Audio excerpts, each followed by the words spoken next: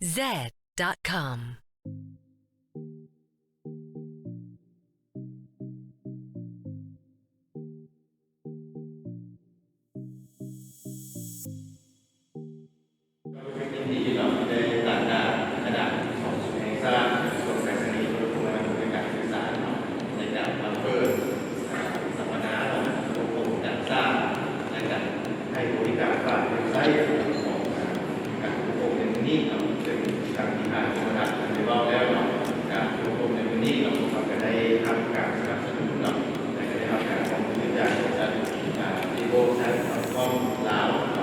เรียกว่าบริษัทจีโอแซนที่เราในหลายประเทศได้นำเสนอดึงเราในการที่มาเพื่อนแต่ว่าโดยรวมแล้วมันจะเป็นบริษัทดึงเราที่ว่า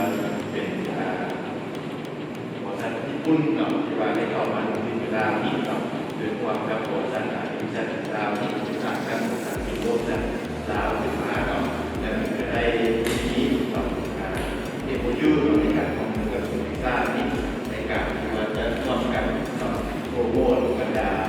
การที่บรรดาเทคโนโลยีที่เกี่ยวข้องกับการสื่อสารของข่าวสารนี่ในเจบรรดาภาพลักษณ์ในการบรรดาภาคเอกชนต่างๆที่ว่าเป็นลาวที่เรียกว่าเอาไปเรียกว่า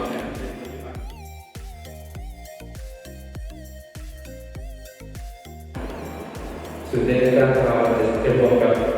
ทีมโอกับเพื่อนสื่อเสียงและพวกเราเรียนรู้ว่าเขาจะมีการนำเสนอการแนะนำหรือว่าสร้างเว็บไซต์งานเดียวกันก็เพื่อว่ากระตุ้นให้บรรดาองค์กรทุกท่านอาจจะมีเรื่องต้นอาจจะมีข้อมูลที่ต้องของรัฐบาลต่างๆหรือทางที่อยากนำเสนอทางตัวนี้ในต้นทดลองใช้เลยแล้วก็จะม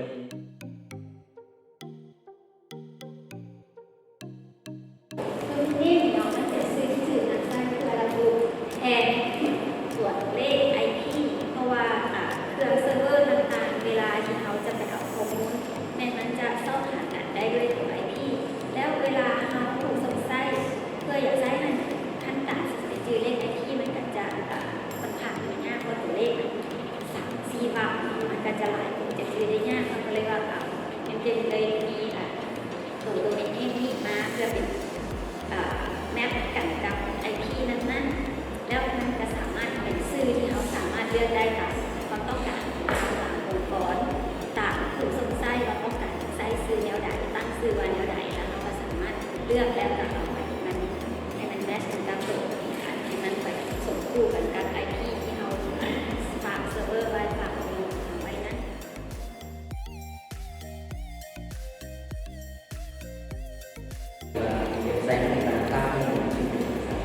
แล้วเราจะสร้างให้เกิด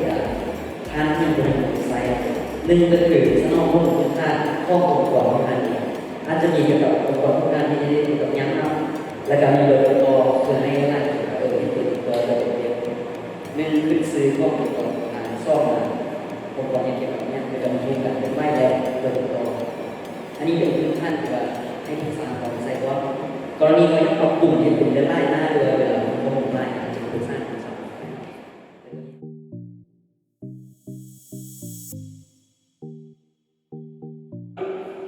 บริษัทจะยอมรับว่าเราเป็นเล่นในบริษัทที่ให้บริการพื้นที่หรือว่าให้บริการ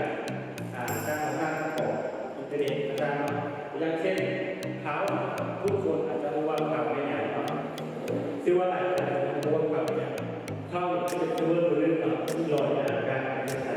ถ้าเป็นแค่ในโลกของทีก็จะแยกกันบางคนเลยที่ว่าเขาสามารถสร้างอาหารหรือว่าสร้างบริษัทคือที่ว่าเราสร้างมาบางมอสตี้ก็เป็นพื้นที่เก็บข้อมูลของเขาหรือก่อนและในเมื่อเรามีจริงแล้วเราต้องตั้งชื่อให้อย่างเช่นท่านอาหารหรือว่าบริษัทก็คืออย่างสเต็ปข้อของเขาคือในสเต็ปเราต้องเป็นโดมิเนตหรือว่าคือรหัสโดมิเนตและในเมื่อเราเข้าไปที่เราก็จะเป็นที่ว่างเปล่าเราเข้าไปซื้อเราเป็นเป็นบ้านเปล่า